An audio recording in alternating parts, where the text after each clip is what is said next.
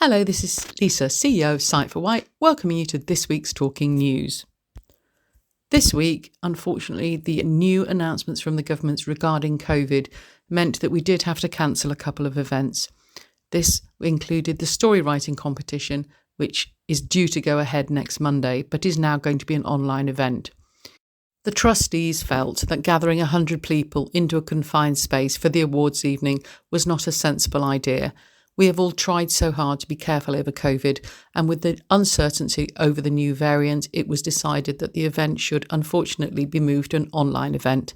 However, we have all been busy pulling everything together, ready to go live on Monday night at 7 o'clock on Facebook to announce the winners of each of the categories. The categories, of course, have already been decided, and the celebrity readers have been busy reading the winning entries. We are always so pleased at the number of people that enter the competition with their chance to have their work published and read out, indeed, by one of our celebrities. This year, the celebrity readers included Sooty and Sweep, Dr. Wetherell and Dr. Olmerod, of course, the actors behind them, and Melvin Hayes, who has religiously supported our event from the day it has started. Thank you so much, Melvin. This week has also seen the final touches to the newsletter go through, and it is now with the publishers, ready to be printed and sent out to everybody before Christmas. Included in the newsletter is looking back to 2021 and looking forward to 2022. And one of the things we're very keen to do is hear from members as to any further activities they would like us to help to organise. If it's something that we are unable to do ourselves, then we are usually able to signpost you to somebody who is running the same activity. Please, everybody, stay safe with this run-up to Christmas and enjoy the new crisp weather that the winter brings. Kind wishes, Lisa.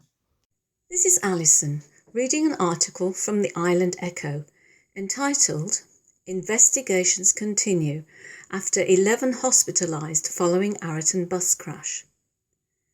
Southern Vets say they are assisting police with their inquiries following the Wednesday the 1st bus crash near Ariton, but say that mechanical failure has been ruled out. As first reported by Island Echo, the 1745 Route 2 bus from Newport failed to turn into Merston Lane as expected, continuing straight on into a field before making a turn to the left.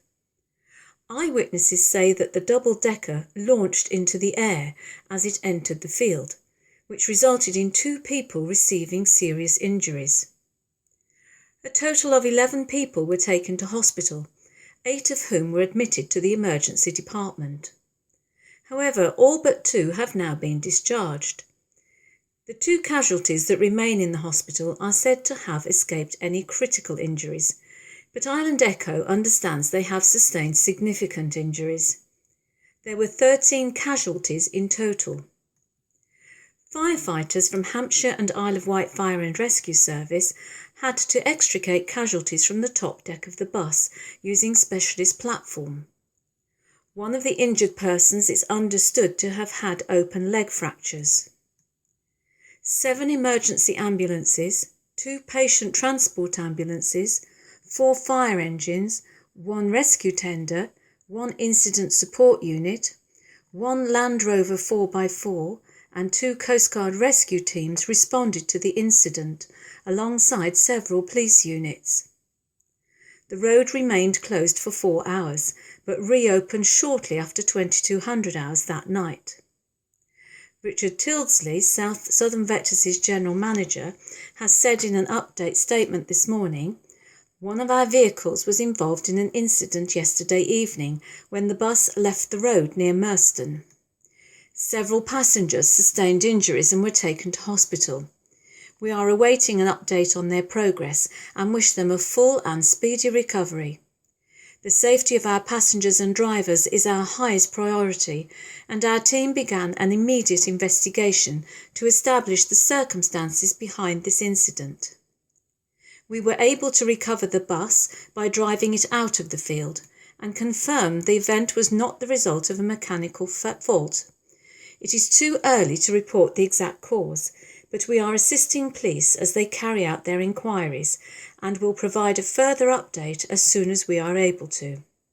This is an article from Isle of Wight Radio, read by Terry. COVID Omicron variant How new rules affect Isle of Wight. New COVID restrictions have come into effect last Tuesday, once again making it compulsory to wear a face covering on public transport and in shops on the Isle of Wight. A statement from Wight Link said customers must wear face coverings on car ferries and fast cats and at ports and terminals unless they are exempt.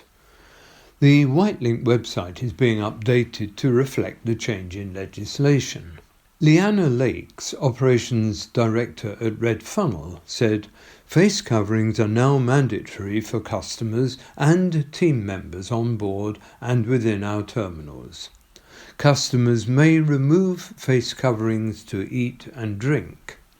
The safety of our teams and passengers is our priority, and we will continue to be led by government recommendations to ensure we are able to provide essential travel services in the safest possible environment.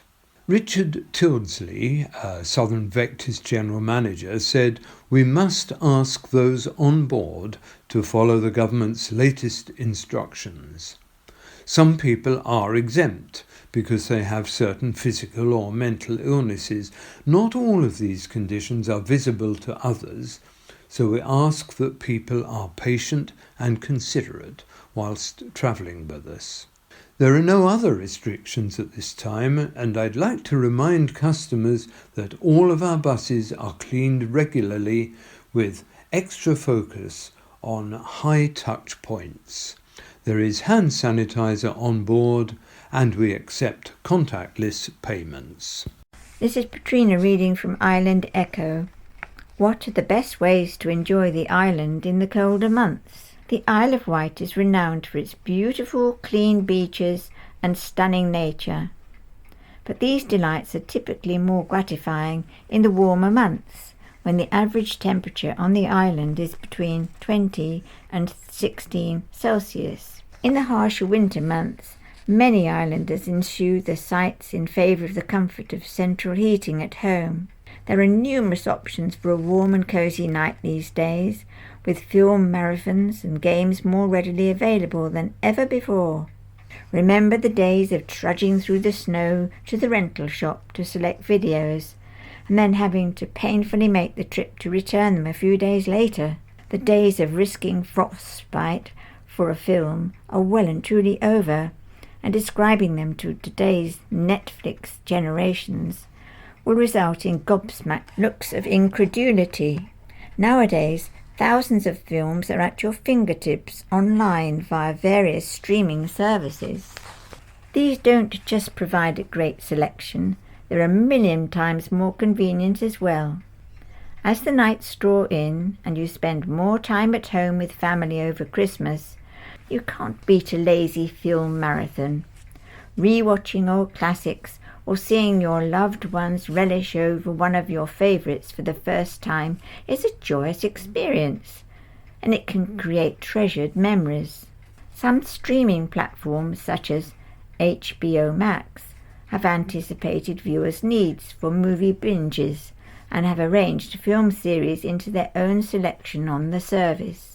You can now see all the Harry Potter offerings there if you fancy a good 2-day session. For other options, other brands have the answer.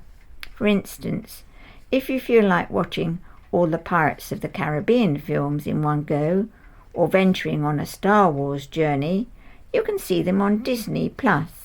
Gaming at home is now bigger and better than ever, with accessible options to suit all tastes. You may be the kind of person that likes to take a deep dive into the immersive adventure and feel you've become the character in the story. If winter isn't for you, it could be a great opportunity to head off to the more agreeable climate of the Wild West in Red Dead Redemption 2, a game that will keep you busy for around 60 hours.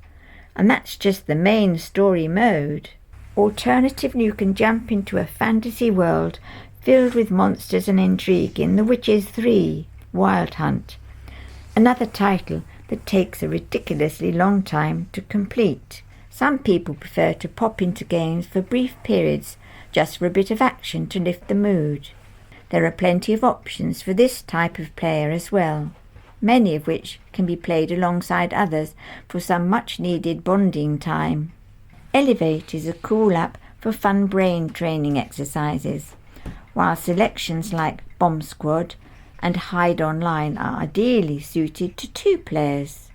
Many people turn to casino games such as an entertainment option, in the same way that streaming services have usurped rental stores. Online casinos offer players a convenient gaming experience. They are integrated with smartphones, so payments and deposits are made simple. Indeed, the list of pay-by-phone casino sites is endless, and they all come with lucrative bonuses. For example, you can receive a 100% deposit match along with free spins at Casino Planet. Console players would be wise to check the PlayStation and Xbox online stores for special offers too. Whatever type of gaming you're into, you're likely to find mouth-watering deals over the holidays. To enhance these entertainment options further, it would be lovely to accompany them with some seasonal hot drinks that leave you feeling warm and fuzzy inside.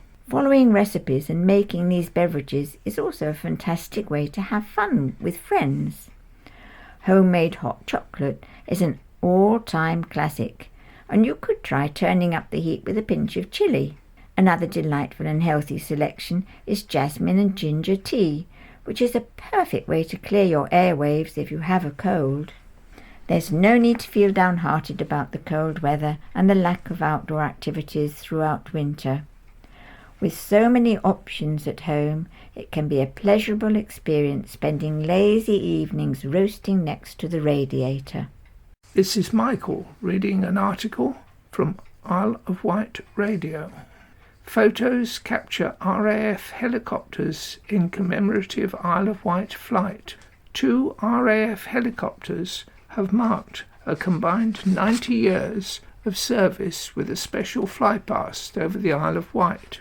A commemorative formation flight took place over a number of locations in the south of England, including the Needles. RAF Benson's Puma has completed 50 years of service, while the Chinook from RAF Odiham has completed 40 years of service. Pictures published by the Royal Air Force show the aircrafts in their first formation flight as a pair.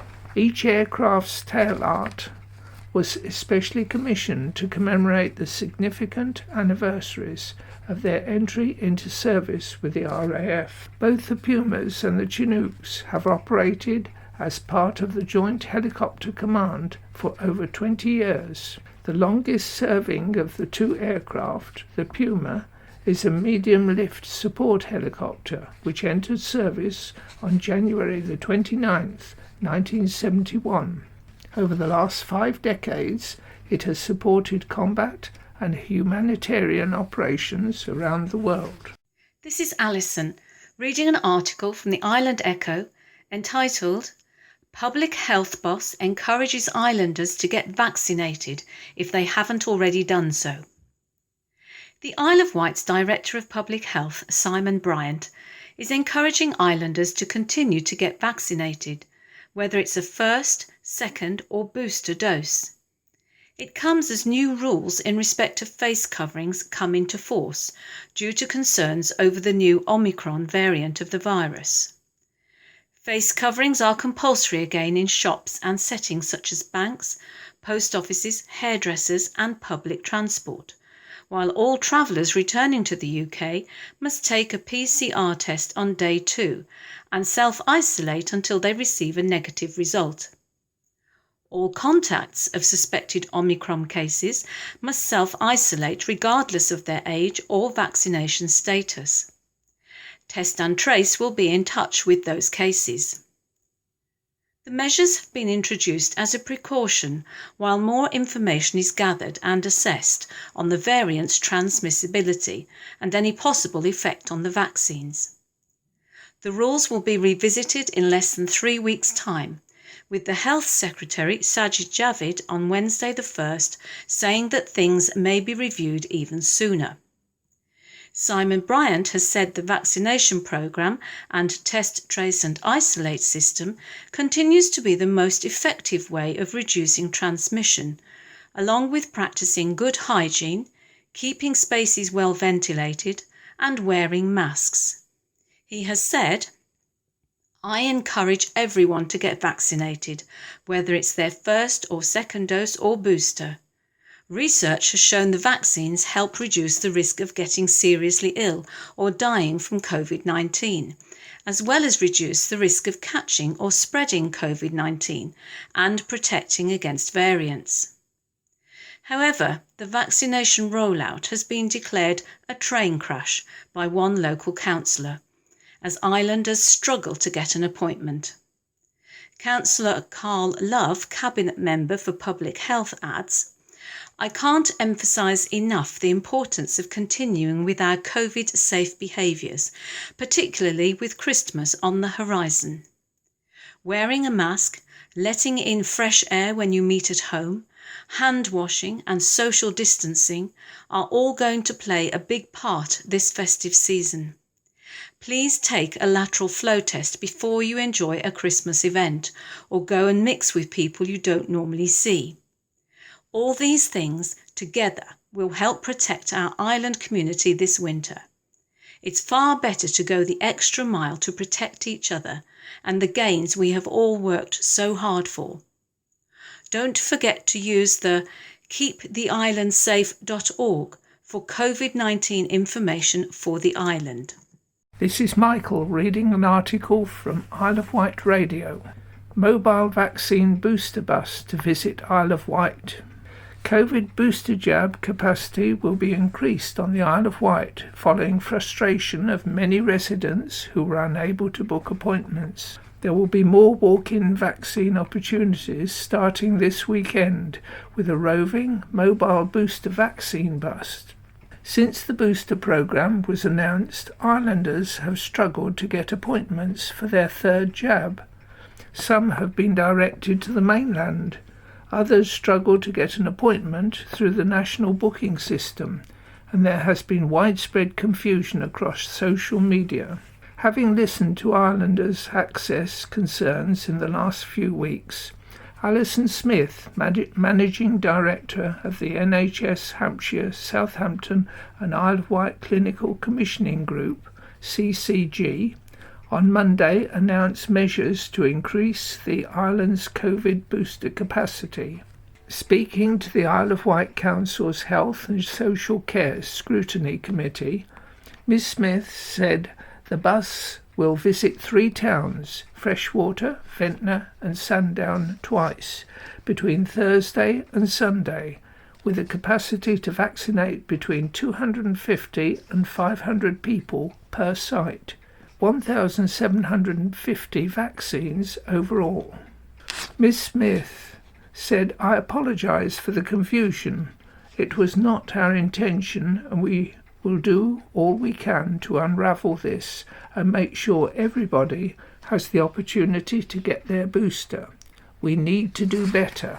The CCG has been contacted for more information, but final details like where and when will be confirmed in the next 24 to 48 hours. A pop-up clinic will also open at the Isle of Wight College for those 16 and 17-year-olds who have not yet taken up the vaccine offer.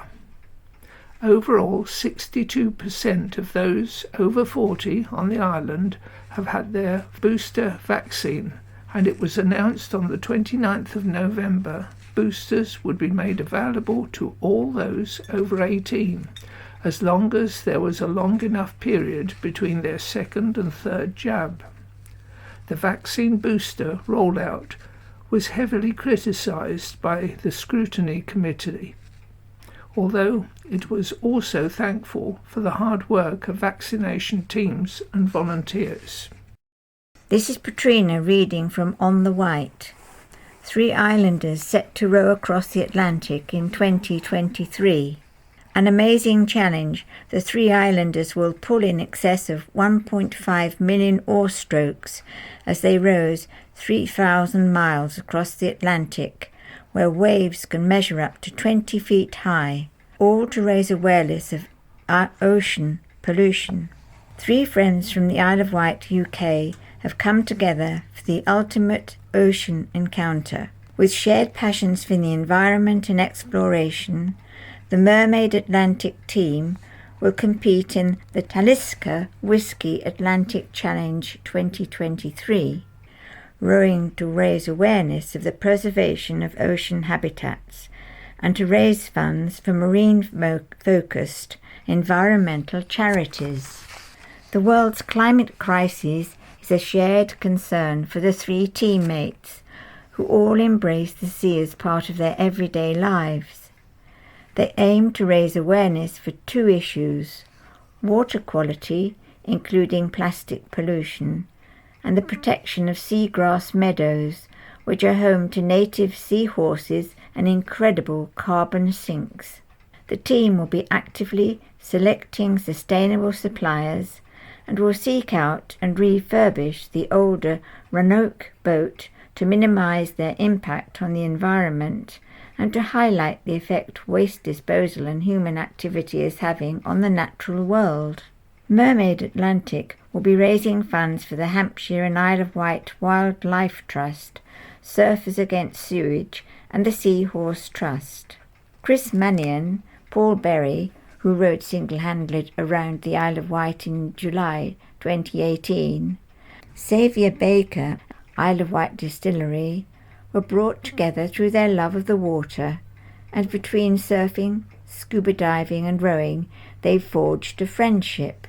Though 2/3 of the team are novices, they hope their shared determination will equal success under the guidance and instruction of Berry, a well-seasoned rower. The team will row in excess of 1.5 million oar strokes during the race. The Talisker Whisky Atlantic Challenge presents the team members with a chance to embark on a mental and physical adventure while raising funds for marine causes which they are passionate about. Saviour Baker, Mermaid Atlantic crewmate, commented, "We are all focused and determined chaps with a good understanding of the sea, and certainly know not to underestimate her. While we each have our personal reasons for undertaking such an exciting and challenging adventure, we are united in our passion for preserving the ocean, and we are thrilled to have the opportunity to undertake the Atlantic Challenge to spotlight these causes." Embarking on the world's toughest row, the team will leave La Gommière in the Canary Islands in December 2023. They will need to row 3,000 miles around the clock to cross the Atlantic and arrive in Antigua within 35 days to break the record in their class. The team is backed by Isle of Wight spirit brand Mermaid Gin as the headline sponsor. To find out more about donations and sponsorship, please visit the website or contact hello@mermaidatlantic.com. Follow the Mermaid Atlantic team's adventure on Instagram, Facebook, Twitter, LinkedIn. More information regarding the Talisker Whisky Atlantic Challenge can be found at the Talisker website. This is an article from the Island Echo, read by Terry. Celia Imrie heads to Cowes to chat about her latest best-selling novel.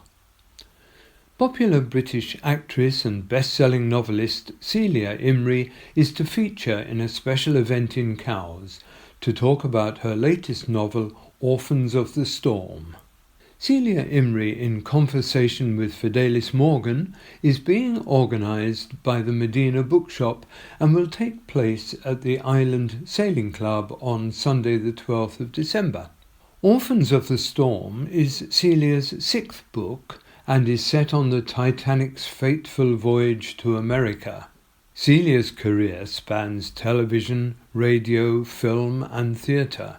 She is well known for her collaborations with comedian Victoria Wood and has featured in a string of hit movies, including The Bridget Jones' Diary, Calendar Girls, The Best Exotic Marigold Hotel, and Mamma Mia, Here We Go Again. She even played a fighter pilot in Star Wars: The Phantom Menace. Fidelis Morgan is an actress and writer and has performed with the Royal Shakespeare Company and the National Theatre and on the West End. She is also the author of several non-fiction history books and assisted with research for Orphans of the Storm. The talk at the Island Sailing Club will be followed by a book signing. Tickets for the event are £5, which is refundable on purchase of the book. There is also an optional fish and chips supper after the event. Dinner is £12.50. Tickets must be booked in advance via the Island Sailing Club website. This is Alison reading an article from the Island Echo entitled PCSO's Battle to Save Elderly Driver Recognised with Royal Humane Society Award. Police Community Support Officer Steve Hull has been recognised by the Royal Humane Society for his actions in attempting to save the life of an elderly male who crashed into an electricity pole in St Helens back in 2018. It was in June of that year, as he was on patrol, that PCSO Hull came across a single vehicle collision on Station Road, St Helens. An elderly driver had driven into an electricity pole and there were no signs of life.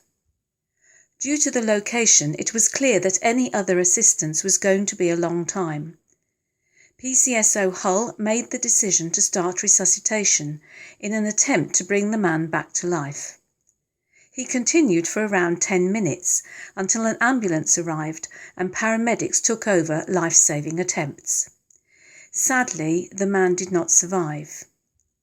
PCSO Hull's efforts to save this man's life whilst alone and waiting for other emergency services has led to him being awarded a Royal Humane Society Award, which he was presented with at a ceremony at the Riverside Centre in Newport on Tuesday the 16th of November this year. The Isle of Wight District Commanders Awards were hosted by Superintendent Sarah Jackson and included a number of special guests, including Chief Constable Olivia Pinkney, Her Majesty's Vice Lord Lieutenant Maurice Sheen, Isle of Wight High Sheriff James Attrell, and Victoria White and Darren Claydon from Isle of Wight Ambulance Service. Attendees heard of the bravery and dedication of not only police and partners, but of courageous members of the public who acted selflessly to protect others in their time of need. This is an article from On the Wight, read by Terry. Experience of mental health care across the country continues to be poor, annual survey finds. Over 17,000 people responded to the survey to share their views on mental health services provided in 2020 and 2021. An annual survey from the Care Quality Commission, that's the CQC, has found that people's experiences of mental health care continue to be poor, with people's experience of some areas of care at their lowest point in 8 years.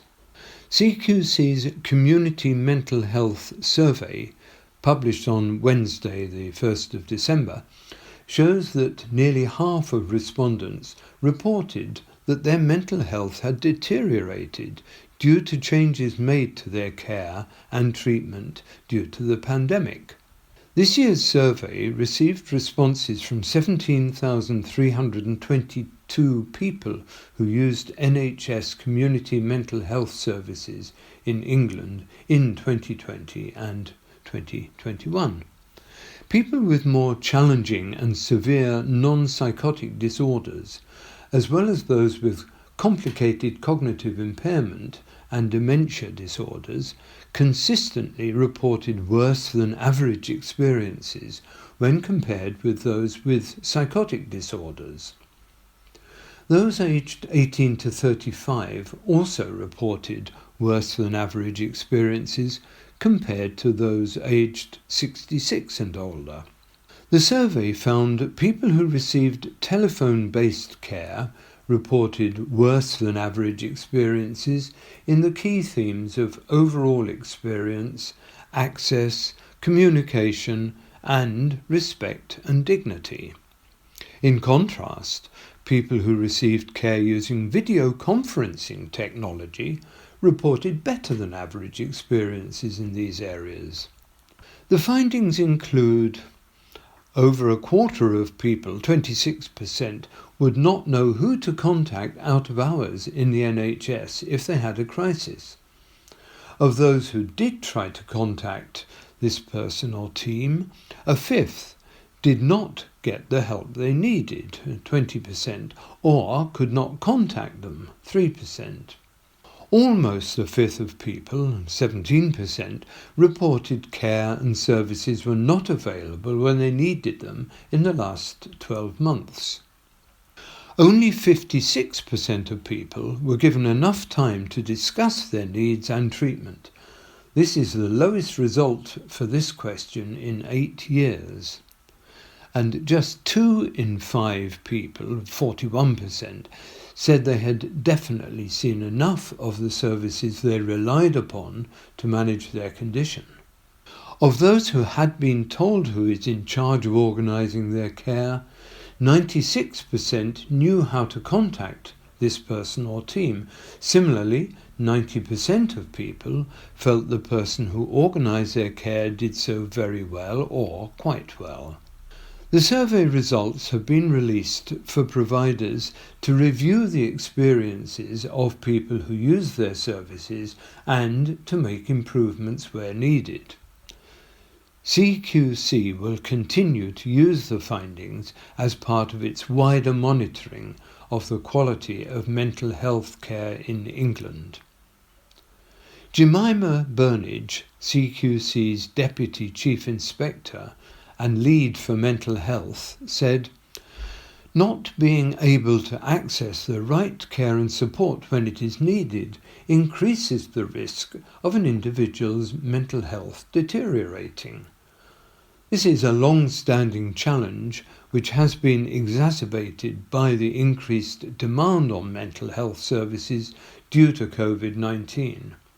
It is therefore deeply concerning to see that people's experiences of community mental health services are so poor, particularly at a time when the number of people needing expert care for a mental health condition has increased."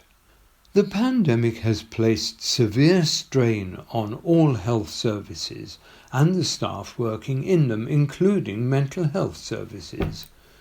The negative impact of working under this sustained pressure, including anxiety, stress and burnout, cannot be underestimated.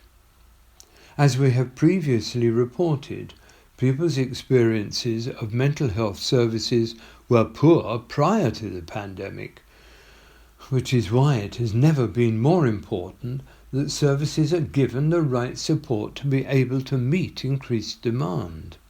The NHS long-term plan made a number of commitments for mental health services, some of which have been implemented.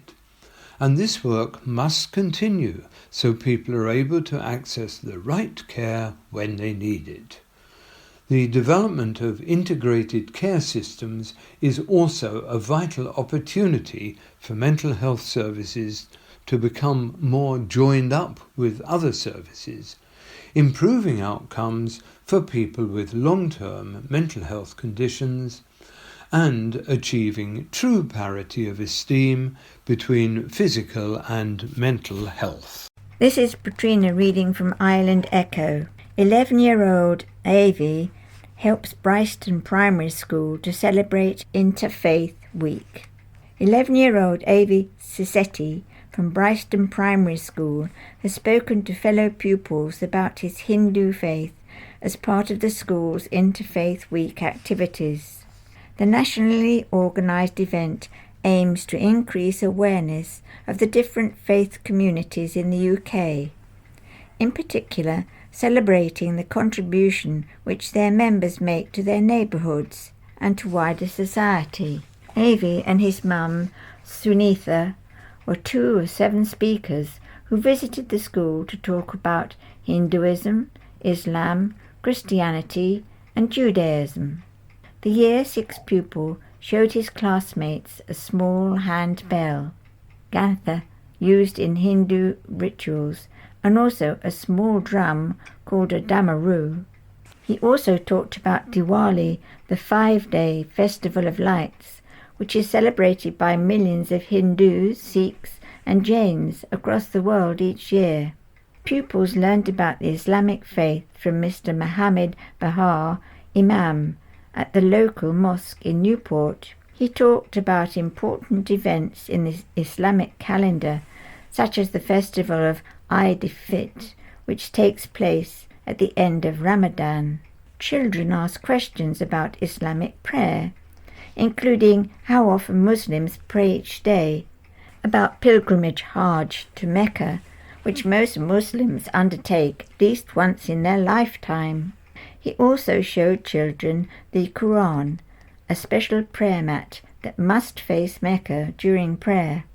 Local vicar Reverend Jackie Moore and Pete Johnston talked about Christianity, talking about the religion's history and how their own faith has played a part in their lives, as well as talking about Christian symbols and artifacts. Representing the Jewish faith, Jonathan Bluestone, chairman of the Isle of Wight Jewish Society, talked about how the Sabbath is celebrated, and also showed children the Torah scroll, the holiest object in Judaism.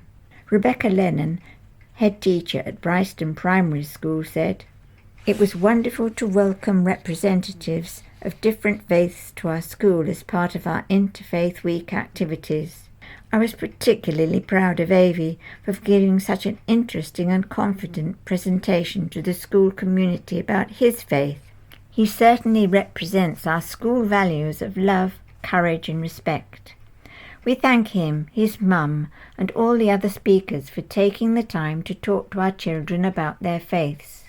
As part of the week's activities, Nandu Habihan from Indonesia also visited Limu class, year 3 to 4, showing pupils photographs of the country and his home there, and then discussed the Muslim and Christian divide there.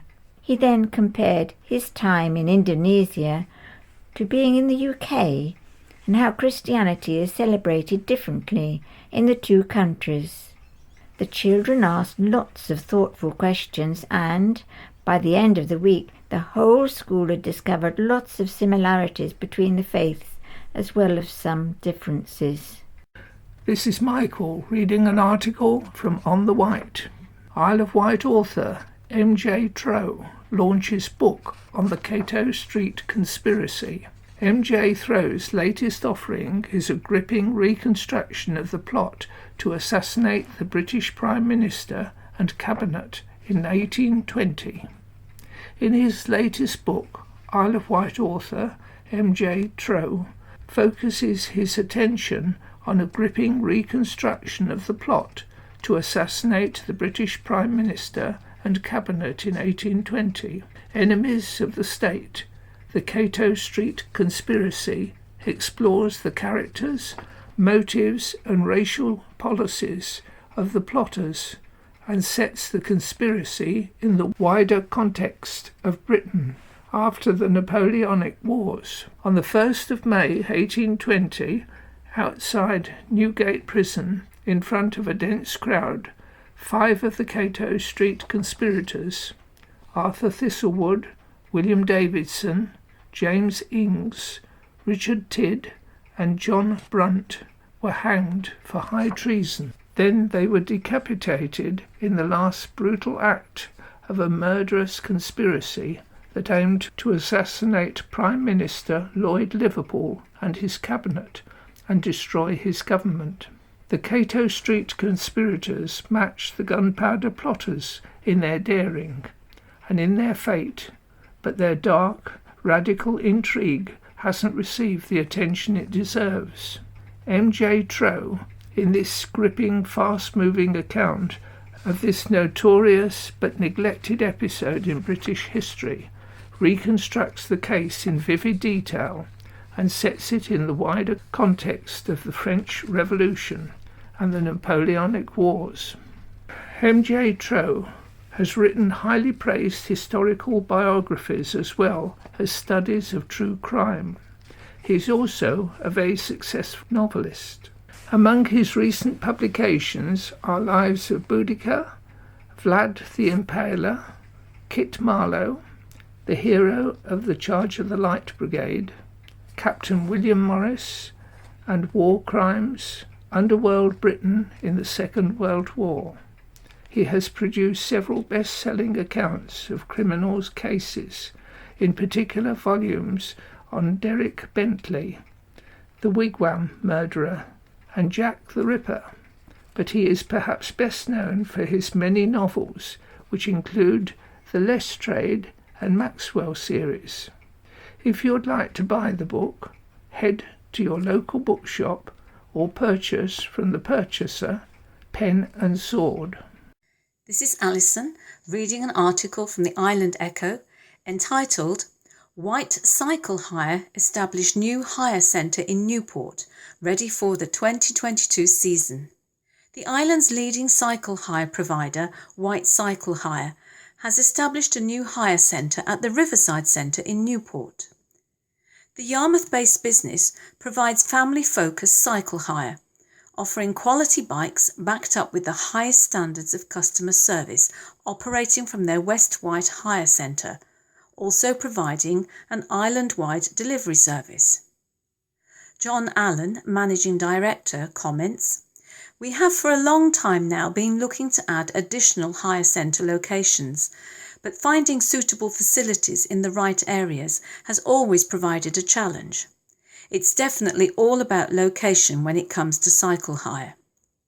The island's cycling network continues to grow and improve, mostly along the old railway line network. We wanted a location as close to the centre of the network as possible. The Riverside location simply ticks all the boxes. It couldn't be closer to the old Newport stations, right in the heart of the town, and adjacent to the River Medina. From the Riverside Hire Centre, you can join existing cycle routes to Cowes, Sandown, Shanklin, Ryde, and all stations in between. Starting your journey at the river and ending by the sea is the perfect journey, similar to those you will experience in Devon on the Tarka Trail and Cornwall on the Camel Trail. It's also perfect for commuters who would like to use a bike to connect with passenger ferries at Cowes. We are very excited by the opportunity the Riverside Hire Centre affords us.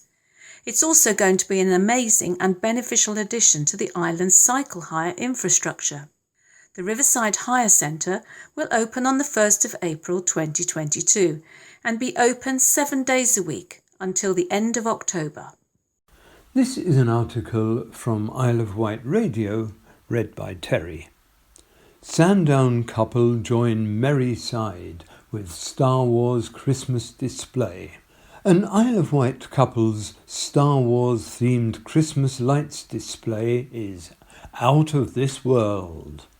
In the not so far away Sandown, island couple Sarah and Leon Girling have set about bringing festive cheer in the name of charity.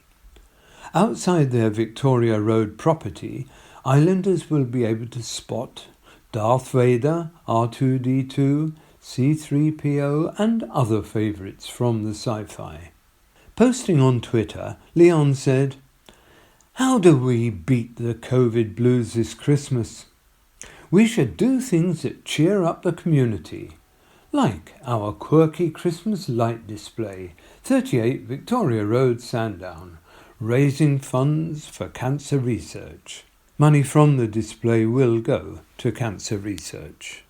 This is Michael reading an article from Isle of Wight Radio. Police launch Christmas drink and drug driving campaign. Operation Holly. Police have launched the annual drink and drug driving campaign, Operation Holly, warning drivers on the Isle of Wight not to take the risk this Christmas.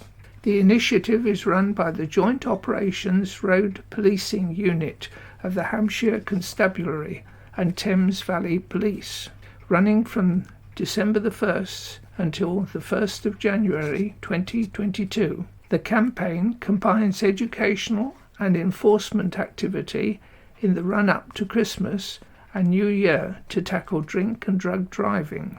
Driving while impaired through drink or drugs can increase the chances of road users being killed or seriously injured in a road traffic collision.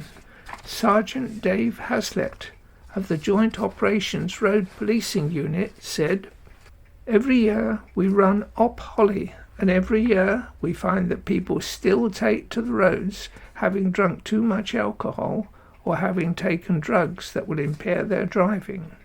It is important to plan how you are going to get home after a Christmas party or a night out. Consider using public transport, taxis, or have a designated driver, especially if you're going out in groups. Think carefully about the morning after. It is highly likely that you will still be over the limit the next morning, as it can take hours for alcohol and drugs to leave your system. Even the slightest amount of alcohol or drugs in your system has the ability to affect the way you drive, increasing the risk of serious harm to either yourself or other road users. Therefore, this festive season, plan your journeys. Think about how you are going to get home, as this can reduce the chances of families facing Christmas and the future without their loved ones. Our message is simple. Don't drive or drug drive. It's not worth the risk. If you know of anyone who is drink or drug driving, call 999 in an emergency, 101 with information, or report via Crime Stoppers. This is the second part of the Talking News, read by Susan and Lynn. And before we begin with the letters to the editor, we've got some society news. Thank you to everyone who came to our Christmas fair last Saturday. Many people came along and enjoyed the festivities despite the awful weather. We still have many items for sale at Millbrook House if you would like to come along and browse. The swimming group at Medina is every Monday at Medina Leisure Centre at 1:30pm until 2:30pm. The group have exclusive use of the pool and are looking for new members, so if you're interested in joining, please call the office for more details. The cost is £5 for swimming. Transport is available if requested. Please call the office for more details. The Godzilla coffee morning is on Tuesday at the Old Smithy Tea Rooms. Karen will be attending this week, so if you have any questions or just want a general chat, please do not hesitate to pop along between 10:30am and 11:45. Coffee and Chat is on every Wednesday at Millbrook House from 10 o'clock in the morning until 11:30, and it is only £1 to include the cake and the coffee. Come along and spend time with members and staff discussing various topics. On Thursday, our Mix and Mingle group will be enjoying their Christmas lunch at Apley Manor. We wish them all an enjoyable time. Our annual story writing awards ceremony is on December the 6th, although sadly, due to COVID, we have cancelled the planned Riverside Centre ceremony, and instead the ceremony will be held virtually at 7pm and can be watched via our Facebook page, YouTube channel and website. We will be entertained by Double Take, Maurice Katchuk, Huxley the Magician and Ben Stubbs, along with the announcements of our 2021 short story writing winners. Please don't forget our annual raffle. We have 30 amazing prizes. Tickets are only £1 each or £5 for a book. The draw takes place next Monday the 13th at 2pm at Millbrook House. Call the office to purchase tickets to be in chance with picking up one of our amazing prizes. And finally, the newsletter is nearly complete and will be posted out on Friday the 17th of December with all our latest news and dates for your diaries. And now we'll carry on with letters to the county press. And the first one is from Doreen McKinney from Newport. And she says the flu jab fiasco wasn't much fun. So me and our Eddie thought we'd better get our flu jabs, as previously we had them by now, and the GP hadn't called us about it this year. They'd sent a text, but I didn't have my glasses on and I accidentally deleted it when I was trying to answer the phone. Oh, I was livid. Them hard-faced so-and-sos pretending to be from Carphone Warehouse trying to scam me. Where was I? Oh, yes. So off we go to the Boots in town, as someone told me they were doing the flu jabs in there. Well, the queue for the pharmacy was halfway out the door. We were in there so long, we had a meal deal each. Our Eddie booked a hearing test for a hearing aid and I got some comfy insoles for the new shoes I bought the other day. I'd almost forgot what I was queuing for by the time we got to the front. Turned out they do offer the flu jabs, but the next available appointment is in January 2022. So he tells me we can get the flu jab from our GP. So I tell him, are you joking? I've seen more red squirrels than I have seen GPs since we moved here. And I've only seen one, and that was squashed on the road by Quor Abbey. In brackets, a red squirrel, not a GP. In the end, he says they can squeeze us in at the Boots in Sandown, which isn't so bad as we can have a good mooch round the charity shops and have a spot of lunch by the sea. It does make you wonder what it is they're planning for the GPs on the island. Closing down our surgery makes me wonder if they want to open the market for private GP practices. I was born before the NHS, and I'd never have thought it would ever be as bad as this government has made it. Shocking, isn't it? Rethink needed on Newport Health Centres, from Margaret Bryan of East Cowes. The headline on the front page of the November the 19th issue heralds a new chapter in the NHS. The plans are now in hand to close 2 health centres in the main town and replace them in Wootton and next to Asda. The planners have obviously forgotten that people who attend health centres need medical attention of some sort, which means they don't feel well. So those who don't have access to a car, sometimes for medical reasons, have to travel on at least one bus, making them feel worse and potentially spreading contagious illnesses. Those who do have a car will have to use it more often to get to the out-of-town facilities, adding to pollution levels and certainly not saving the planet. We have been watching the decline in access to services we can expect from our health centres over the last 10 years or so. But did anybody think that this would progress to the closure of the health centre itself, to be replaced by facilities built out of town and where many patients will not be able to attend? People who do not have cars are just as entitled as anyone else to access to healthcare. The argument that the new facilities will give better return on taxpayers' money does not ring true. Most of us pay tax and NI all our working lives, and indeed some of us continue to do so. So it's our money involved, not that of a disjointed anonymous taxpayer.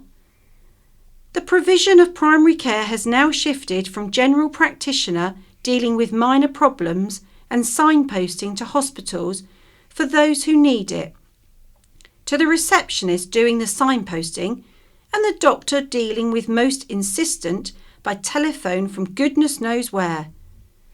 The provision of out-of-town health centres must be thought through again with the welfare of patients and their ability to access healthcare as the primary objective. Now, Penelope Baker from Lake sends in a letter titled Future Craft Centre. There's been backward thinking focused on a dinosaur attraction as the sole activity for the Culver Parade building, Sandown, and it is time to suggest why that building isn't going to be left to rot as in the reported words of Mr. Dawson of Shanklin Hotel and Accommodation Association. Some 50 years ago, as a child, I came to the island for holidays and took back home memories and items of crafts available in the Bay area. Those small craft ventures are not so evident now. The building nestled in Culver Parade as it is would be a wonderful home for various small craft ventures, which people would enjoy on holiday and could also entertain something significant to our island waste stream. Furniture restoration and refurbishment, advice from one in Kingston upon Thames would help, with waste stream funding. Such facilities would require time to plan, which is not an issue as relocation of the current dinosaur activity is likely to take years. That venture would fit in with a sustainable island plan. So we have hope in Sandown, and a community hub for Sandown's future could help.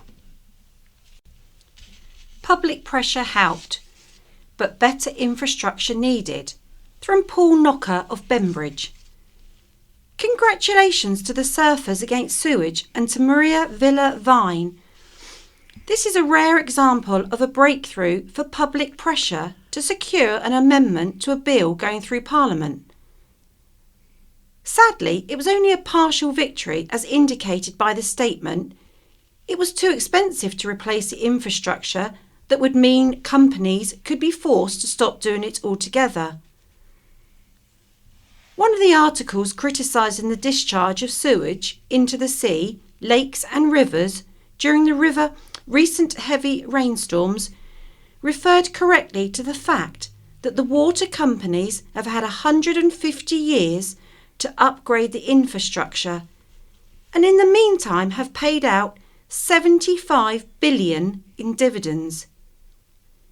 Britain has relied for too long on the infrastructure created by the enterprise, engineering skills and vision of the Victorians, who led the world with design, prowess and, even more importantly, swift execution.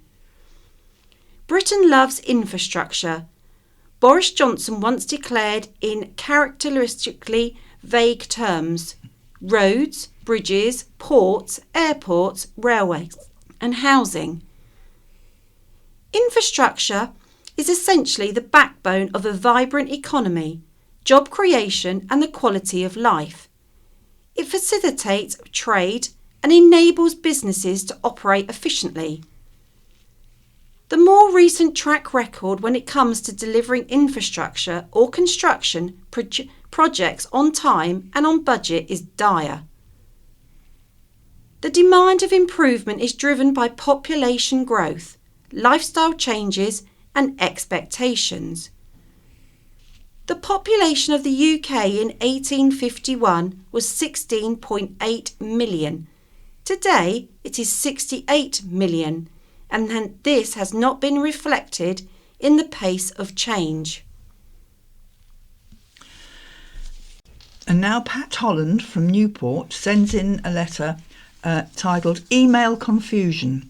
Behind the obfuscation of all the recent political theatre and faux outrage, there is an important issue behind what appears to be the fairly routine use of private email addresses by elected members to conduct official Isle of Wight Council business. A quick look at the Isle of Wight Council's glossary of members on its official website shows that at least 4 members, including the chairman and a cabinet member, choose to use personal rather than council-administered email addresses. Why the furtive 4 insist on doing this is for them to explain, but there are good reasons why official council email addresses are encouraged. Firstly, if these private accounts are ever hacked or compromised, then all council businesses contained within will be in the hands of the hackers. In other words, the security of information that is sensitive or private, or both, is at the whim and email husbandry of individual members, as opposed to the secure servers of County Hall. That puts the individual members at personal risk too.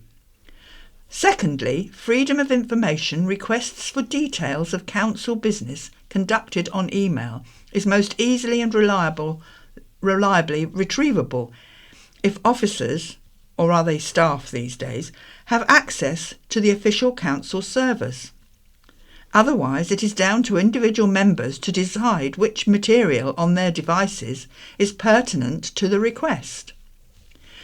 Without wishing to question the importance of our elected members, higher profile politicians, including former US Vice President Hillary Clinton, have fallen foul of using private emails for official business.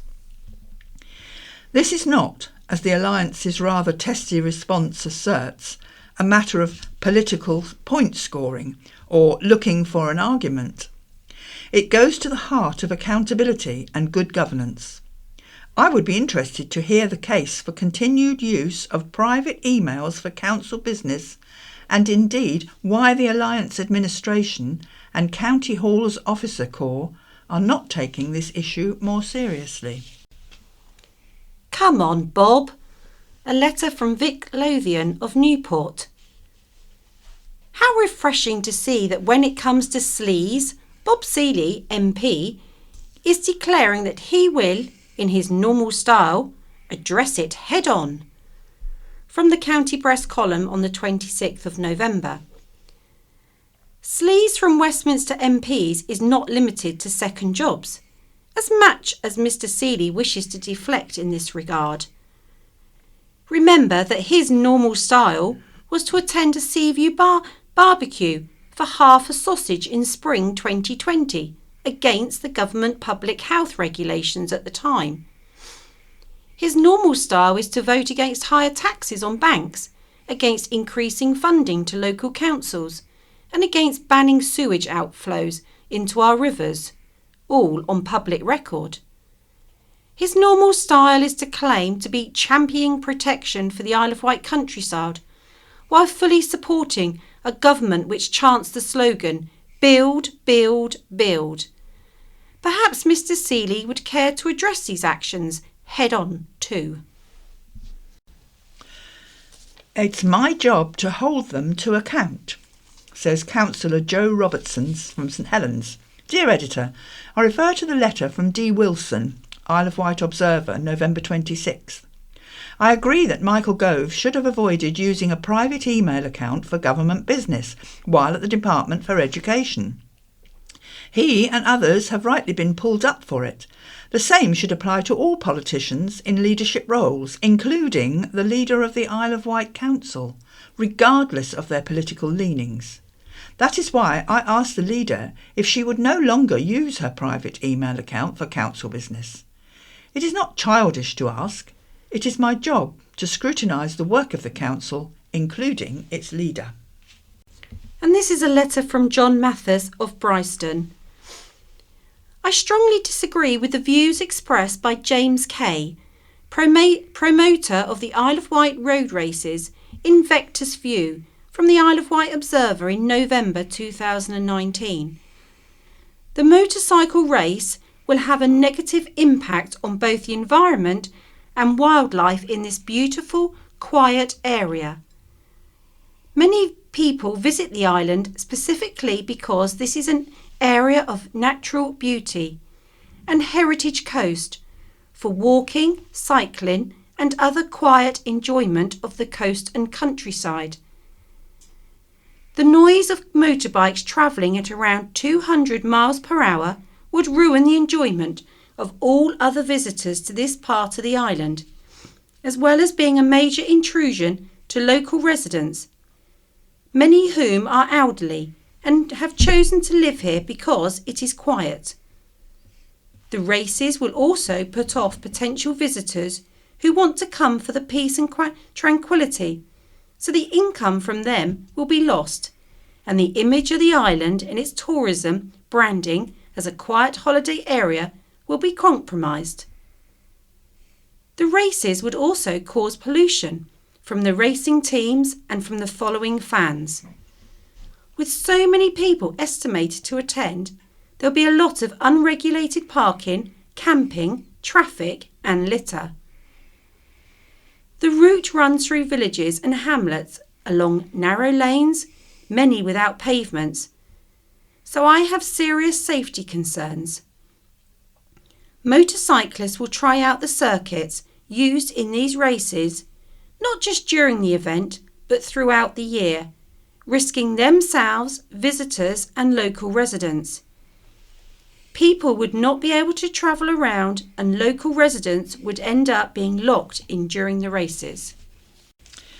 And now, for the record, last week the county press published a letter from Richard Hollis of Cowes about Councillor Richard Quigley. Councillor Quigley has asked us to point out that he and his family have never bought any additional land at their property.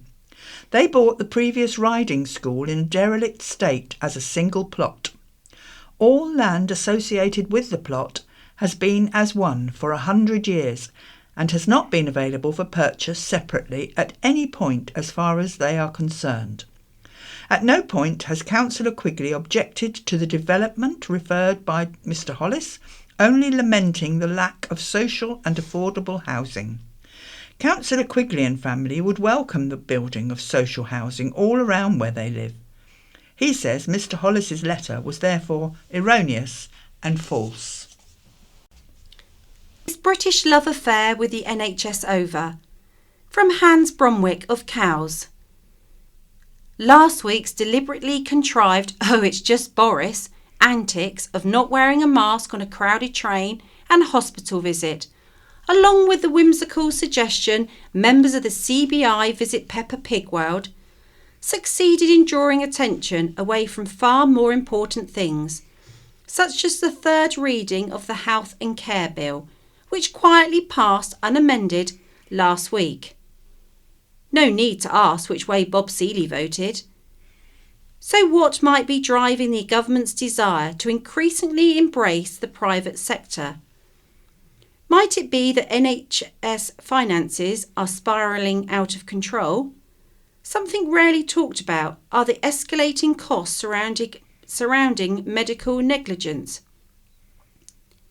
The entire budget for our NHS in England is roughly 115 billion.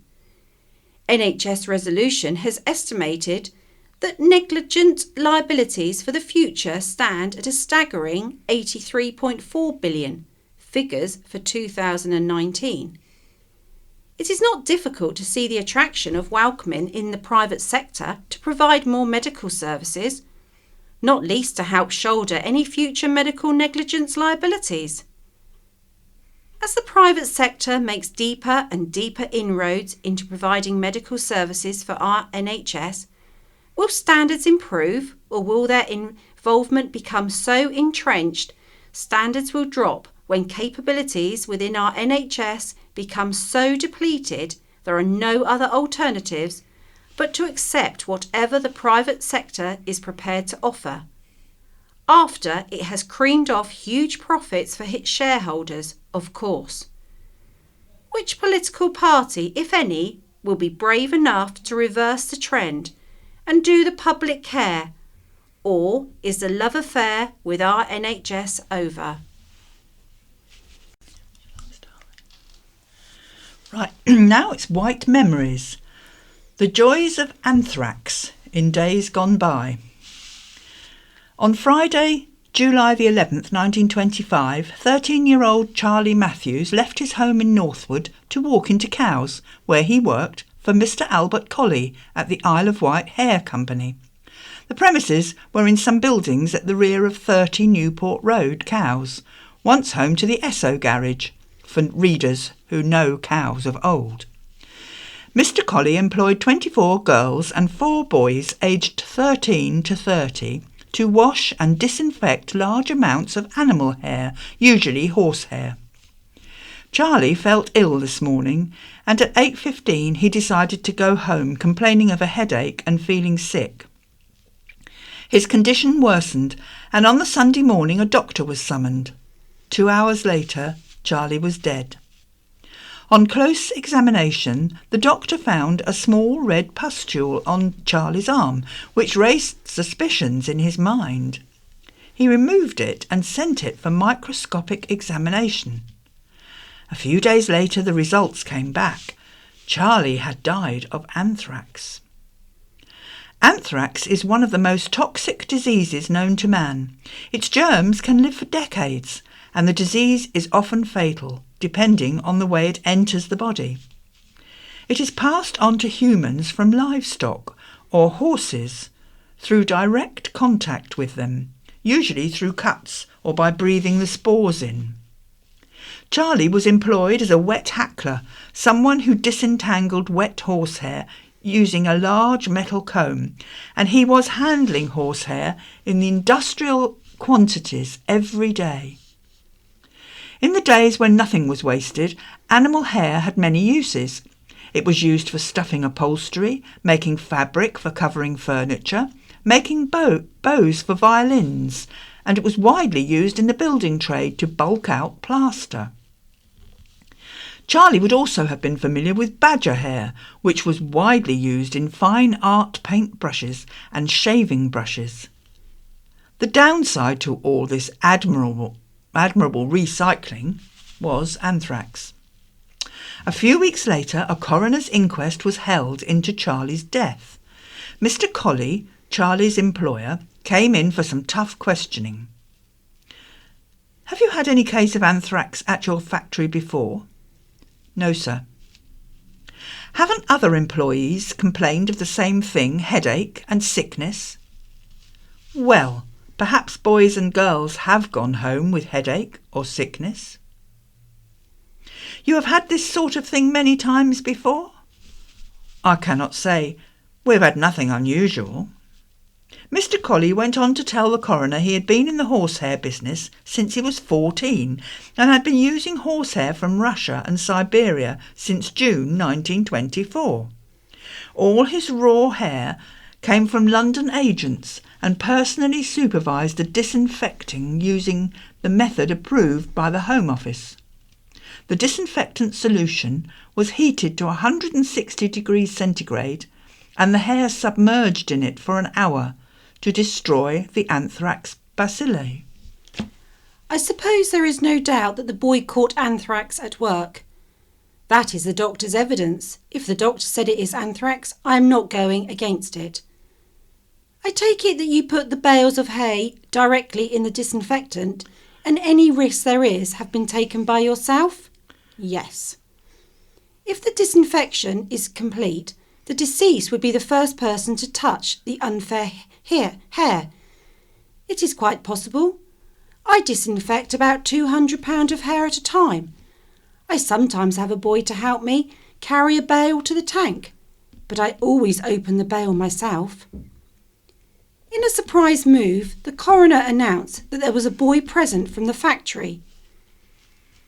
The county press reported, "Mr. Palmer, for the boy's family, said he should like the boy called." Thomas Jones, 16, of Cross Street of Cowes, said he worked with the deceased. They sometimes helped to put their raw hair in the disinfecting tanks. If Mr. Coley says that no boys open those bales to put their hair into the disinfectant tank, that is an inaccurate statement. Yes, they sometimes help to put raw hair into the disinfectant tanks. If Mr. Coley says that no boys open those bales to put hair into the disinfectant tank, it is an inaccurate statement. Yes, they sometimes help to put raw hair into the disinfecting tanks. He thought 4 boys had opened bales. Mr. Palmer asked Jones, "Has Mr. Coley had any conversation with you about what you were going to say here today?" "Yes, he told me not to say too much." "Did he give you anything?" "Yes, sir, he gave me a shilling." "Mr. Coley, I did not tell him what to say here." At that, Jones blurted out, "You told me not to say too much about the sorting." It was embarrassing evidence for Mr. Coley, but not incriminating. Even in the 1920s, the treatment and handling of animal hair was highly regulated by law, and Mr. Coley did appear to have followed the law. Not surprisingly, the coroner's verdict was that poor Charlie had died from anthrax poisoning. the last person on the island to have done so. Not much of a claim to fame. Today anthrax is still with us. In December 2009, an outbreak occurred in heroin addicts in Scotland, killing 14. The source this time was bone meal from Afghanistan.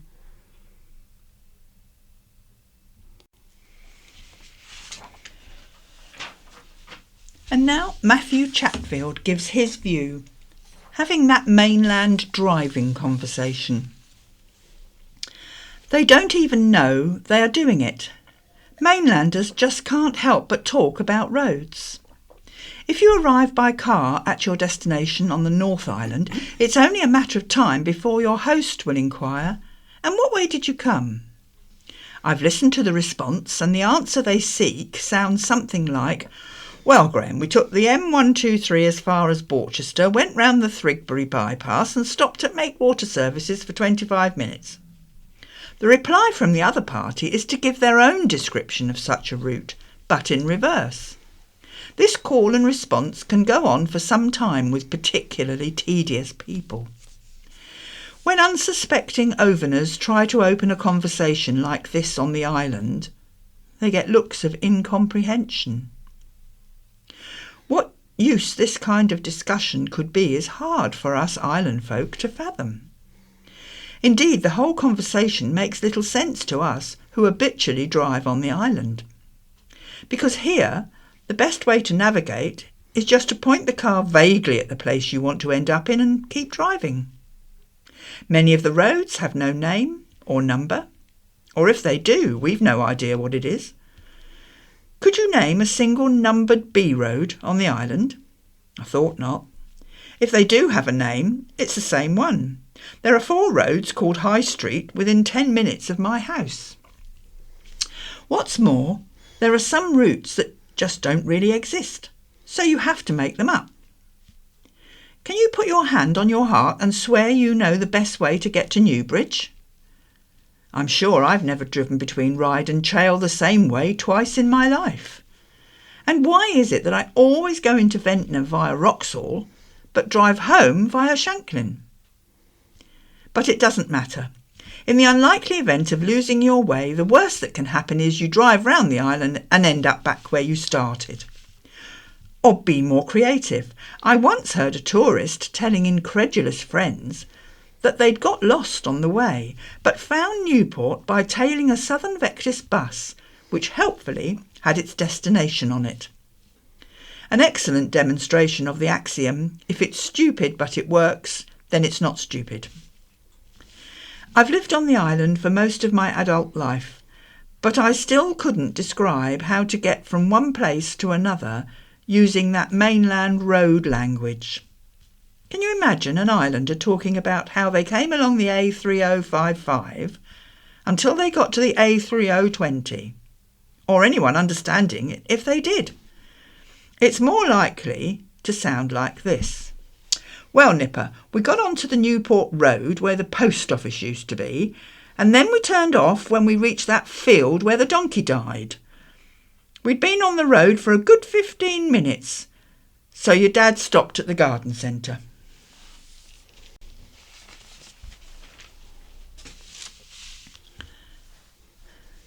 Continuing the Hard Work into 2022 by Laura P.C. Wilcox. Change is coming. My administration is hard at work on the budget process for next year. In recent years, this has become a vital part of the council calendar. Due to increased pressures on our services and thanks to government inactivity and failures resulting in an ever-decreasing pot of money, it has not been a pleasant process to go through. Nor have the effects of the budget been easy for our staff and residents. However, we aim to commence the process of changing the council's financial position. The last few years have seen a process of managing decline, trying to do what is necessary with ever-reducing funds, and mistakenly describing the process as savings, rather than stating the reality of it being an ongoing process of cuts.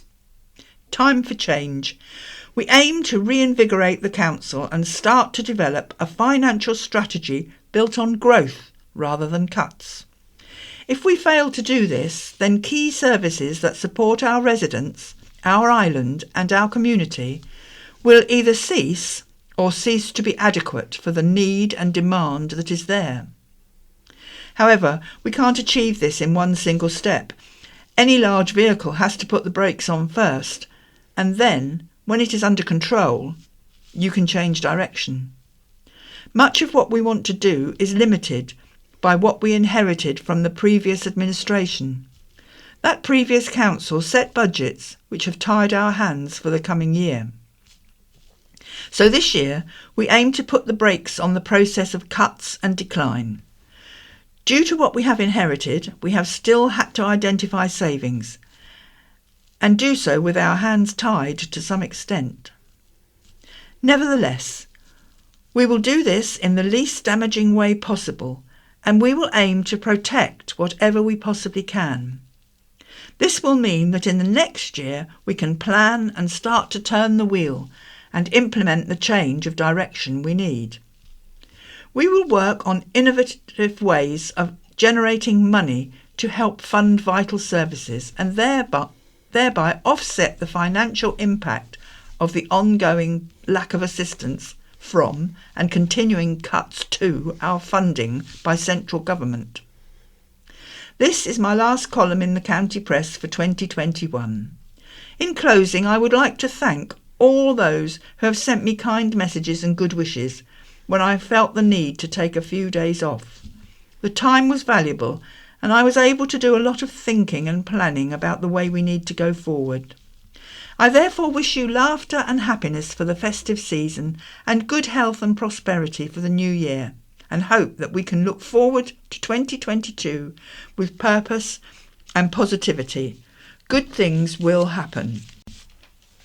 And now what's on?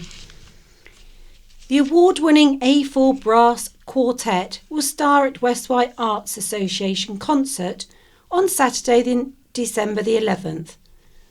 Formed in 2013 at the Royal Northern College of Music, in their first year, the quartet won the coveted Philip Jones Brass Ensembler of the Year prize.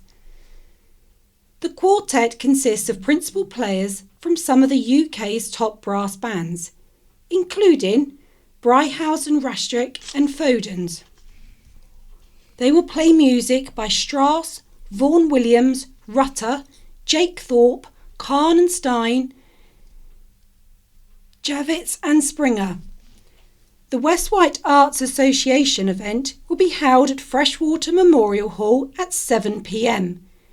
Tickets are £15, but children and students can pay just £2 each. Tickets are available from the Totland Parish Office on 756 028. Dick Whittington at Cowes will be the perfect panto. Get your tickets quick if you want to see the pantomime in Cowes this year. Dick Whittington is being performed at Trinity Theatre, and it's the perfect panto adventure. Oh yes, it is.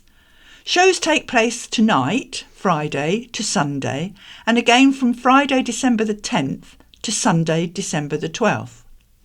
Dinah Bowman, Trinity Theatre president, said, "Christmas is such a special time of year, and we are delighted that we can finally bring families and friends back together to enjoy the magic that is pantomime." Tickets are on sale on 01983 29 5229. Shirley plunges into Swim Centre's history. The story of how West Wight Sports and Community Centre came to exist is shared in a new book released by founding member Shirley Miles. Shirley, now 87, was one of the original group who dug the hole that became West Wight Swimming Pool and then eventually West Wight Sports Centre.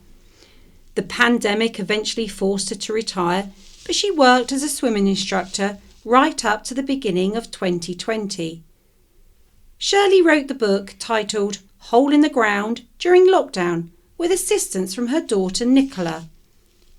She has been collecting stories and anecdotes from people behind the story for the last few years and has kept press cuttings and photos from the very beginning. The story starts in the 1970s when the newly formed West Wight Swimming Club, led by Ron Smith, Shirley and others, hired local holiday camp pools to teach children to swim. The launch is on Monday, December the 6th, between 11 a.m. and 2 p.m. at West Wight Sports Centre, where Shirley will be signing copies. Santa Claus is coming to town. Places to see Father Christmas on the island. With the island starting to light up with colour, Newport's Day of Christmas, a successful start to the festive season, and your favourite jingles on the radio, it can only mean one thing. Christmas is just around the corner. With this season's festivities already underway, the question on everyone's lips is, where can I meet Santa on the Isle of Wight? As you can imagine, Father Christmas is extremely busy at this time of year. However, the county press has compiled a list of 4 top locations where he can be spotted in the run-up to Christmas. This December, Father Christmas will be at the Isle of Wight Steam Railway on selected dates. He will be at the Steam Railway on Saturday and Sunday, as well as December the 11th, 12th, 18th, 19th, 22nd and 24th. Departures vary depending on the day. At the Wild Heart Animal Sanctuary, Father Christmas will be launching his Wonderland Grotto with carols, festive food and mulled wine for all guests to enjoy, along with the company of some special animals.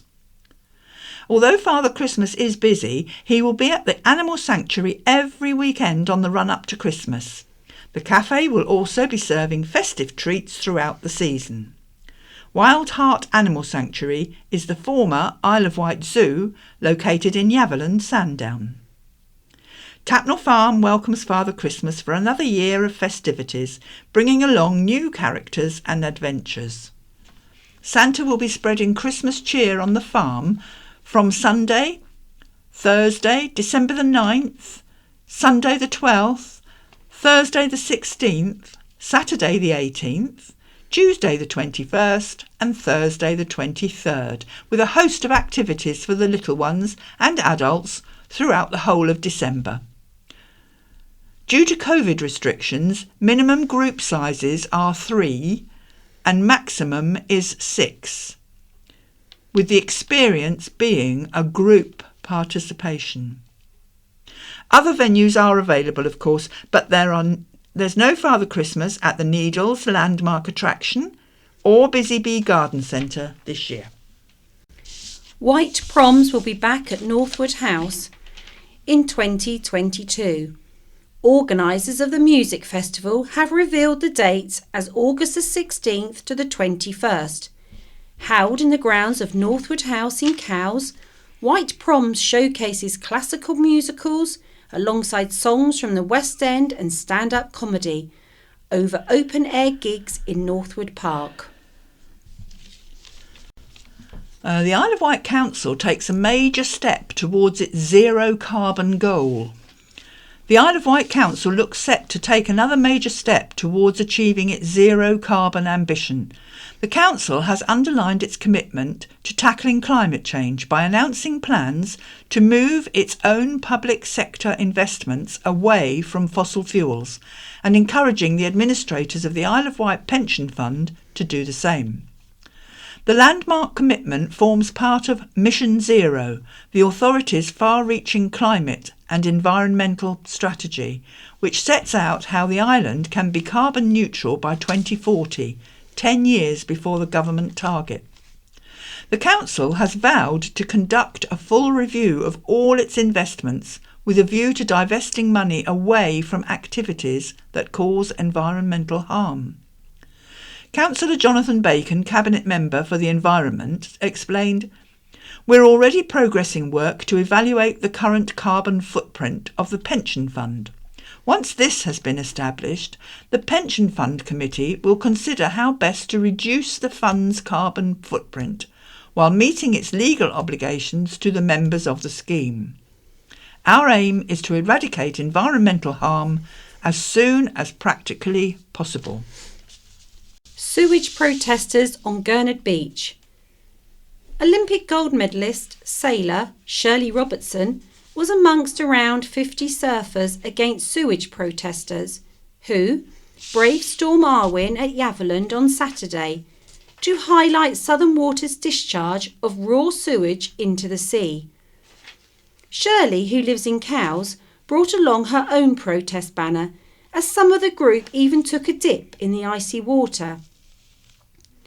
The protest following a damning report published by Surfers Against Sewage last week, which claimed the beaches at Gurnard and Cowes are the worst in the UK for sewage discharges. The water quality report said that between October 2020 and September 2021, Gurnard had 321 sewage discharges, the highest number in the country, with Cowes second, having 318. Shirley said, "It's hard to know how to move this forward, but apathy is never the answer. The Isle of Wight deserves better from Southern Water. Well done, everyone who showed their support on Yaverland Beach." Maria Villavine for Surfers Against Sewage said, "There was a big group of hardy people combined of sea swimmers, surfers, people from political parties and children supporting us. The reason we all met was to focus on ending the sewage pollution in our seas and rivers." After the report on water quality from Surfers Against Sewage, islanders are disappointed and obviously wanting cleaner systems. The change needs to come not only from water companies but also local authorities, and a political will be change. We need politicians who are coming from environmental perspective and not solely for profit. That's why the island's MP Bob Seeley should have supported the Duke of Wellington amendment instead of voting in favour of a weaker amendment, which means a water company only has to make small progress throughout the year. The public can keep the pressure on the water companies by visiting the waste plant at Sandown and asking questions. The government has pledged to tackle water pollution by 2022, but we want people to raise their concerns and opinions to our MP. We're asking them to download the Surfers Against Sewage app called Safer Seas and Rivers Service, which shows real-time sewage discharge notifications, and also the Beach Boy app from Southern Water. The donkey sanctuary was damaged by the storm. Storm Arwen wreaked havoc on the island over the weekend, causing more than £15,000 worth of damage to the Isle of Wight donkey sanctuary. Thankfully, all the animals were safe during Friday night's storm, the majority of them being in the sanctuary's permanent barns. However, field stables were completely destroyed, fencing was ripped down and benches damaged. Staff and volunteers came to the site on Saturday morning to find the entrance driveway blocked by debris. It took nearly 3 hours to clear the drive and make the area safe. But the sanctuary and its popular cafe and gift shop, Grazers and Browse and Braise, were open to the public. Charity manager Derek Needham said the most important thing was that our animals are all safe. However, the damage is a major blow to us. We have never seen anything like this in the last 10 years. Although the winds were not as strong as in some previous storms, the precise direction of the wind and several freak gusts appear to have caused a collection of damage which is costly and which reduces our facilities. We are currently busy making areas safe, and then we will take stock of the situation. Return of the Gilton Market. After a 2-year absence during which the show and sale were moved to Salisbury Auction Centre, the Gilton Market is returning to the island. The annual event is a celebration of Isle of Wight livestock farming, with keepers showing the best of their cattle and sheep, in competition for prestigious awards. The Gilton Market is a historic Isle of Wight event dating back to the 1800s and held under the patronage of the High Sheriff. Originally held in the Newport Market, the event has moved home several times since the Newport Market's closure in the early 1980s. The welcome return of the event is possible by the kind permission of the Turney family, who will be hosting the market at their Tapnell Farm complex on Monday, December the 6th. This year's show is set to see a bumper lineup in the prime cattle and lamb classes, where the committee are pleased to welcome several new competitors, bidding to take the prizes of some of the more experienced showmen, including the reigning champions. Judging starts from 9:30, with the event's highlight, the gilding of the horns of the champion beast, taking place at 12 noon in the sale ring.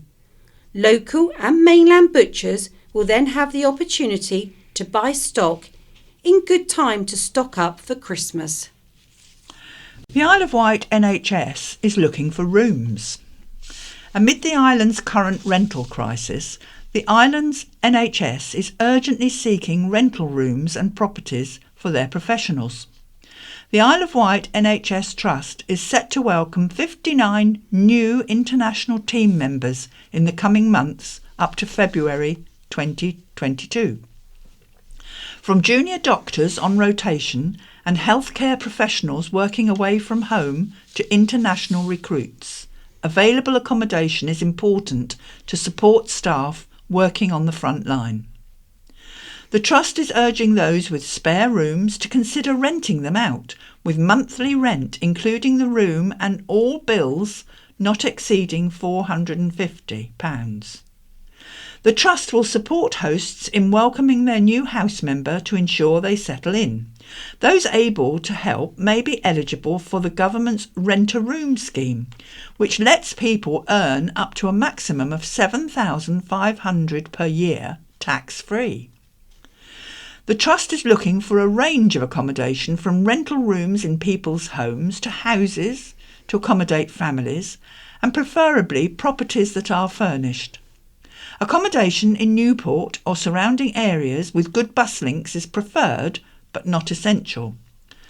For more information, contact the HR department at St Mary's Hospital on 822 099 extension 3720 or email iownt.accommodation@nhs.net. Easy passage for Henry. Island athlete Henry McCluckey secured selection for the Great British Under-20 team to compete in the European Championships, with an outstanding victory in the UK trials. The top athletes in the UK descended on Liverpool's Sefton Park for this trial race, with the first 5 runners over the line automatically selected. Conditions were very tough. A biting 45-mile-per-hour gale for the 6.7-kilometre race, run over 2 big laps. With just 5 minutes of the race gone, McCluckey sat in the leading pack of 30, making a slight effort to combat the wind, which suddenly gave him a 3-metre advantage. With no extra effort, the gap began to widen, and once Henry realised this, he committed himself to going it alone. After 1 lap, the lead had extended further, and as he cranked up the pace, he was solitary figure running with ease. He crossed the line in 19 minutes and 53 seconds, an unbelievable 100 metres ahead of GP International Will Barnicoat. Henry will now front the team in Dublin on Sunday, December the 12th, where competition will be very tough, with almost every competing country in Europe sending quality athletes. Afterwards, Henry said, "I'm happy that I've done what I came here to do, make the team, and an aim of as long as I felt good to open up a gap, I would maintain it. This went to plan, but I knew I still had to save some in the tank, if required." His coach, Jeff Watkin of Ryde, was delighted with Henry's performance. On a tough day, that was a brilliant result, said Jeff. We continue to work on endurance and running economy, which clearly proves our work is working rather than pure speed. The race in Dublin will be extremely tough, as athletes from track events from 800 metres to 10,000 metres will be representing their countries, but I'm confident Henry will perform well. And the race can be viewed on YouTube under Mark Hookway's Under 20 Men's Cross Country Challenge 2021. Islanders hit back at air ambulance noise critics. The island community is rallying round life-saving charity Hampshire and Isle of Wight Air Ambulance after it received a complaint about how low its helicopter flew over houses in the early hours of the morning. On social media, the team shared a message sent to its HQ which said, "Can you explain why you decided to fly at 1,750 foot from St Mary's Hospital to Southampton General Hospital at 4 a.m. over residential properties, waking up the occupants? Inconsiderate, I think. Will no longer be donating to your cause." Hampshire and Isle of Wight Air Ambulance, which transfers critically ill island patients to hospital and carries out crucial missions, tweeted, "We always try our best to be there for the people of Hampshire and the Isle of Wight, but messages like this really affect morale. We are sorry the helicopter wakes people up at night. It is not our intention to disrupt your evening, but rather save someone's life." The complaint led to a storm of protest on social media as supporters branded the complainants selfish. One islander wrote, "We need to increase awareness of a lifeline we rely on as islanders." After hundreds of comments and retweets, the air ambulance later posted, "We are genuinely overwhelmed by your kind replies. Sadly, this isn't the first time we've had a complaint like this, and it probably won't be our last. It's reassuring to know you are there for us." The Hampshire and Isle of Wight Air Ambulance responded to 134 potentially life-saving call-outs last December, including 5 on Christmas Day, and it costs the air ambulance charity approximately £15,000 a day to maintain its service across the island and Hampshire. Each mission costs, on average, £2,882. Its pilots, doctors and paramedics have been called out to 1,363 emergency missions so far in 2021. Thank you and goodbye. Right, and now we have the In Touch programme. There is no scaffolding news this week. The National Clinical Director for Eye Care, 2 mayors, same household. In Touch. Parliament has revealed their plans to recruit a National Clinical Director for Eye Care, which could help transform services for patients. Until now, there's been no national clinical representation for eye care within NHS England and NHS Improvement, despite ophthalmology being the biggest outpatient department in the NHS. Last week, Minister Maria Caulfield announced that recruitment is now underway. We speak to the Chief Executive of the Macular Society, Cathy Yelf, about this important development for eye care services and what she hopes the new recruit will achieve. And you may have heard of a visually impaired mayor before, but how about 2 in the same household? We're joined by Richard and Sue Lees, who have both been Mayor of Taunton in Somerset. Sue is the current mayor and Richard was elected in 2005. We talked to them about what the role entails, what led them to the post, and their responses to our third item about access to Santander's bank cards. The presenter will be Peter White and the producer is Beth Hemmings. BBC Sounds. Music, radio, podcasts. Good evening. Tonight, a national supremo for eye care seems a stage nearer. Well, what would they do and why do we need one? And more of your questions answered as well. Tonight, we tackle some of your problems with bank cards and we reflect on the luck of Taunton in Somerset to have had not one but two visually impaired mayors 15 years apart from the same family. Well, our guests tonight are couple Sue and Richard Lees, who join us from their home in Taunton. So what is it with the Lees family and public service? Well, we just enjoy being in the community and helping people in whatever way we can. And you, Sue? I mean, because Richard did it back in 2005, you did it 15 years later. Was that because you wanted to emulate him, or it took you 15 years to get over him having done it? Well, I never thought I would do it, to be honest. A couple of councillors said, well, why don't you do it? So I thought, no, I can't do that. And then in the end I thought, oh, I don't know, maybe I can do it. This year I started end of May, I became mayor. So did you think if he could do it, I could do it? No, because he was better at it than I am. Sue and Richard, do stay with us and we'll find out more about the role of mayor and how you fulfilled it a little later on. But first, people who work in the field of visual impairment have often complained to us in the past that eye care is something of a Cinderella service in the NHS and that it needs someone to fight its corner at a national level.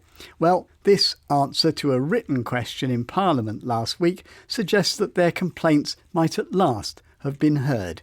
Junior Health Minister Maria Caulfield wrote, NHS England and NHS Improvement are currently developing a role description for a National Clinical Director for Eye Care.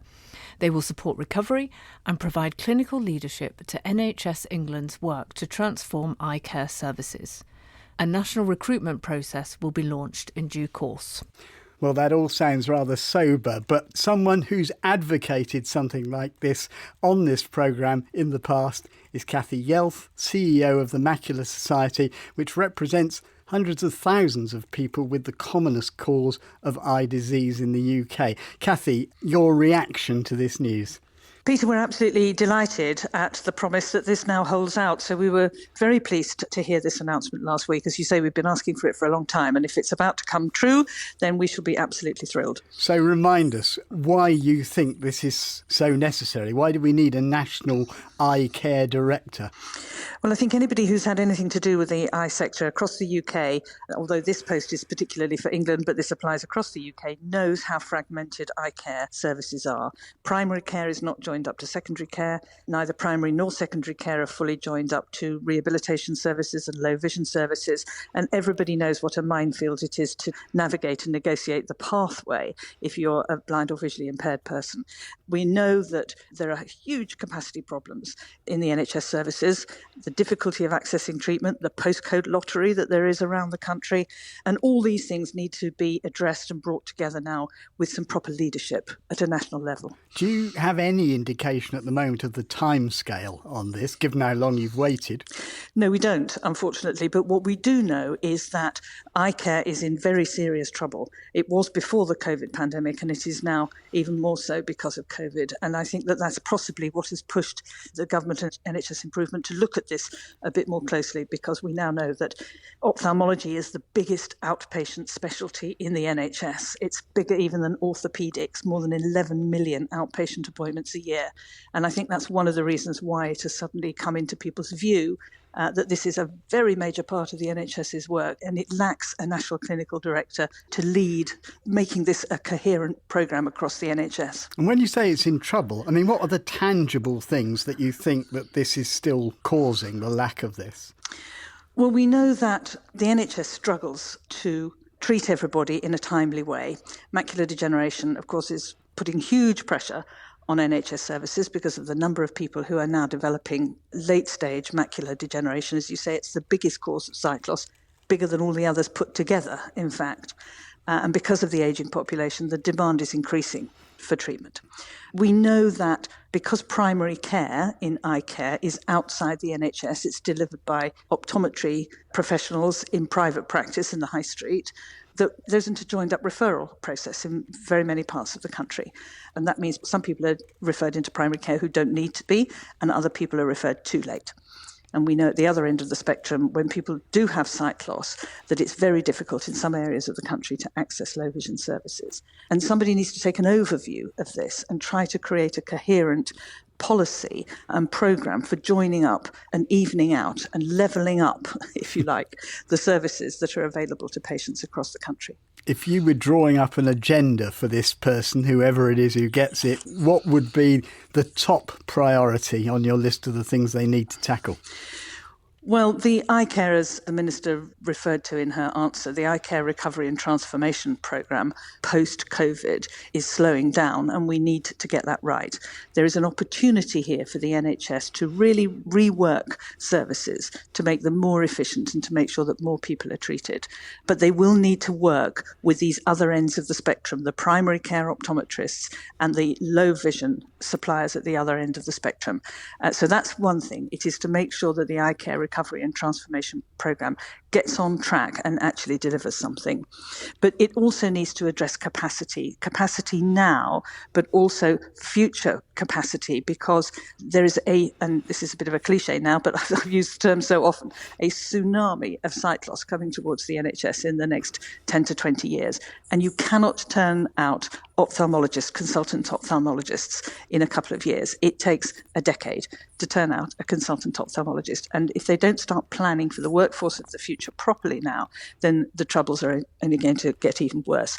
And that involves addressing another issue, which is how eye care services are commissioned.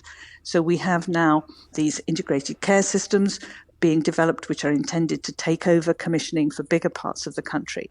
That is a really important part of how eye care services are commissioned and supplied to their local area. Now, it's all right to meet local needs. That's quite right. And we do need local flexibility so that local needs can be met. But a person with macular degeneration in Bradford has exactly the same needs as a person with a macular degeneration in Brighton. And they shouldn't have different quality services just because they live in different parts of the country. Kathy Yelf, CEO of the Macular Society, thank you very much indeed. Richard and Sue, you've both had your eye conditions for a long time now. I mean, what's your view about this? Do you think the service needs a makeover? I certainly think that any service supporting visually impaired people needs to be improved, and this sounds a very good way of doing it. And there are, thousands of people out there that need this sort of service. So, yes, it needs to be improved, and I'm glad to hear it. Now, let's move on to talk to you about what we asked you to come on to talk about, this job of being mayor. Richard, you blazed the trail. How did it come about? Well, it goes back to when I was about 9. I'd been to see the mayor in Rochdale, where I originated from, and I said to my mum, I'm going to be mayor of Rochdale one day. And lo and behold, I didn't become mayor of Rochdale, but I became mayor of Taunton. And how it came about was that I became a member of the Taunton Dean Council, it was then, in 1999, and every year they would select one of the councillors, and one day I was asked if I'd like to be put forward for mayor, so it was seconded, and for the next year I was made deputy mayor, and then the following year it was just a case of stepping up to becoming mayor. I mean, what does the job involve? I don't think people really know in a way. I mean, isn't it just a lot of smiling and shaking hands? Well, there's a lot of smiling, a lot of shaking hands that's involved in it. But when I was mayor, I had to actually chair the full council, sure that runs smoothly. Yes, you go and visit people, but you also say thank you to people. So we can tell you a little bit more about that. Before we talk about that, I've been at council meetings as a journalist, and that's quite a business, isn't it? I mean, we've all seen what can happen when council meetings get out of hand. How did that go for you, and how much experience did you have of that before you did it? Well, I had about 6-7 years of being a councillor before I actually did it. And what I did was I brailled the agenda out so I had it at my fingertips, so to speak. And one of the officers would be sat next to me, and he would be saying, right, it's Councillor Smith next, right, it's Councillor Jones next. And if there was any questions that needed some legalistic response, I would ask one of the officers to respond. Because that is the problem, isn't it? This business of actually making sure that you get to the next person, because people get very irked if they're missed off the list when they want to have their say. Oh, yes, but the first time I was in the chair, one of the counsellors was going on a little while longer than he should have done, and I said, "Oh, excuse me, Mr. I won't say his real name, Mr. Smith, I think you've said enough, could you sit down, please?" And he said, "What, me?" I said, "Yes, you." And he sat down, and I thought, well, if I can do that, I can do anything. So really, you needed to make them see that you weren't going to be a soft touch, basically. Oh, yes, you've got to do it. And if you've got the confidence, which I think I had, and I think Sue has, yes, you can do it. Let me bring Sue in. Tell me about a typical day for you as mayor. I mean, you've been doing this since May, but what would be a typical day and what range of things would you have to do? Oh, golly. I mean, you don't necessarily have things every single day. You could have a week with, this week I've only got 3 engagements, but every one of the 3 is opening something. So you go along and you cut a ribbon and you say a few words of congratulations and good luck in your new business, and opening the Christmas fair, you encourage people to spend lots of money, and it is great fun, to be honest. There's a lot of, the formality things you have to do as well, but a lot of it is great fun, and it's such a worthwhile thing to do, where you see people in the community volunteering and doing things for other people during COVID. I mean, that was one of the really lovely things to go to see those people rewarded for what they've done. And graduation ceremonies for our local college, because they couldn't have one last year. I went to 4 in 2 days. So they did all last year's graduation students and then all this year's. We should just go along and do a lot of clapping for that. Do you think it's still got a value? Some people may think the whole mayor business is a bit outdated now. Well, no, not down here. It's definitely not outdated. And if I could say as well, the mayor is the number 1 citizen in your town, and people appreciate that, and they look to you in some respects for guidance and reassurance. And if you go to the community or the project or whatever it may be, they are so pleased. They really do appreciate the mayor attending. Just tell us a bit more about yourselves. How did you meet? We met at the Royal Normal College in Shrewsbury, as it was then. It's now changed to the Royal National College in Hereford. And we met in an English language class where we were asked to do an essay on Shakespeare. And I said to the teacher, "Oh, but hang on, because I've got to write this down." And I pulled a piece of paper out of my pocket and a pen. I was writing it down. And Sue wouldn't believe me because she was sat opposite me. She said, "You can't see, so how can you write that down?" I said, "Well, I could see, so I can remember to write." And for a while, she wouldn't believe I couldn't see, but yeah, that's how we met, and it just went from there. Right. What are your memories of that, Sue? I can remember that funny lesson very well. So I lived in Minehead at the time, and Richard lived in Rochdale. So holidays time, we used to, go and see each other. And then eventually Richard moved down here because I said, "I'm not moving up there; it's too cold." Now, just stay there, both of you, because we're going to want your view on this next topic as well. We've had a number of queries about bank cards recently, and the suggestion that when banks introduce new designs, they aren't taking into account the needs of visually impaired customers. Richard Davies emailed us to say, "I've just received a set of 3 new debit cards from Santander to replace those that had expired, but they're almost indistinguishable from each other. It's widely acknowledged that colour is used to make distinctions between things that are similar and is truly a universal language. I therefore can't understand why a bank that exists on the global stage would not be aware of the obvious difficulties their decision will impose on those who are partially sighted." Well, we put this question to Santander. This is what they told us. "We have worked closely with the RNIB to ensure that our new card design, that will be launched in 2022, meets the needs of our visually impaired customers. We understand that different people will value different aspects of their bank cards, and we believe that one of the most important things to our customers is ensuring that the card information is easy for them to read. Our retail debit cards are shared across our current accounts and have always used the same design and colour, but our new card design will use a range of colours to differentiate between debit, credit and cash cards. The card information, including the card number, will be flat printed, making the information easier to read. The cards will also have a small notch in them to help visually impaired customers know which way to insert the card into an ATM or a payment terminal, as well as helping them to differentiate their bank card from other flat printed cards, such as bus passes. Sue and Richard, you've got slightly different needs from a visual point of view, I think, because Sue, you've still got some sight. Richard, you haven't. I mean, Richard, what do you want from a bank card?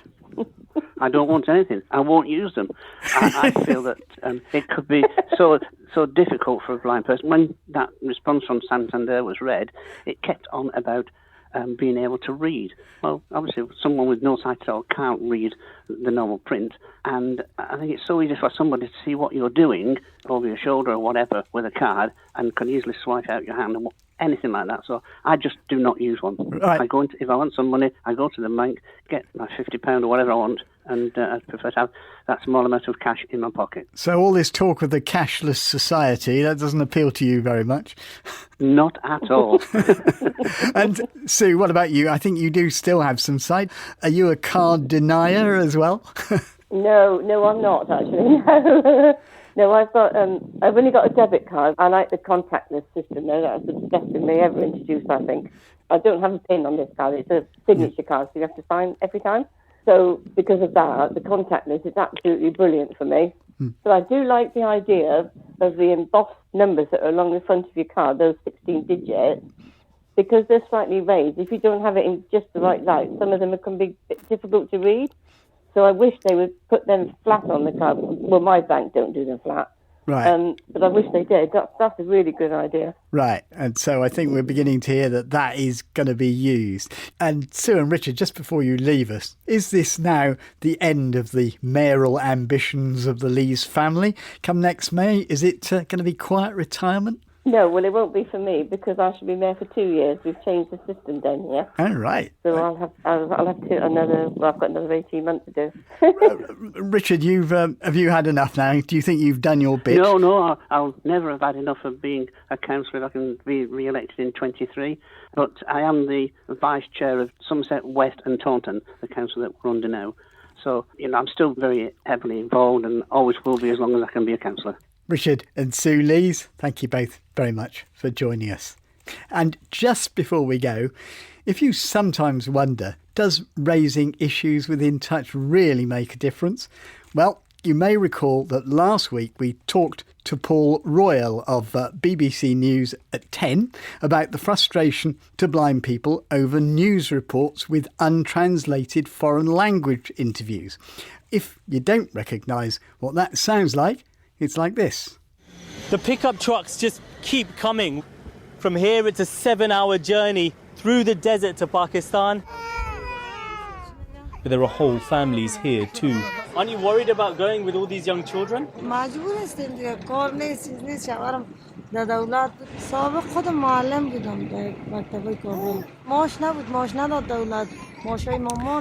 Paul assured us then that they were looking at solutions to this. Within an hour of In Touch finishing last week, I saw on the 10 o'clock news a report from Afghanistan with full audio translations. So thanks very much for that. As always, we welcome your comments on anything you've heard in the programme tonight. And next week, amongst other things, we're going to be discussing the criteria for when to retire a guide dog and whether it's too rigid given the waiting time for a replacement dog. You can email In Touch at bbc.co.uk. You can leave voicemails on 0161 836 1338, or you can go to our website bbc.co.uk/In Touch, where you can download tonight's and previous editions of the programme. From me, Peter Wight, producer Beth Hemmings, and studio managers Phil Booth and John Cole, goodbye.